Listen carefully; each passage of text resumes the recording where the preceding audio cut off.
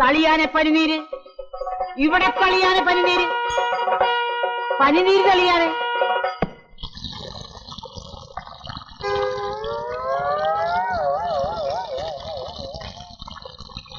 പനിനീരും തെളിച്ച് പിണ്ടോപ്പിച്ചു.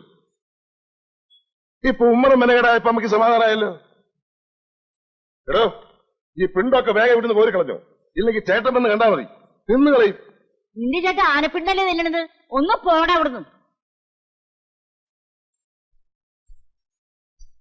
നീ പഠിപ്പിക്കറ തളിയാന പനിനീര്, അങ്ങോട്ട് തലയാന പനിനീര്.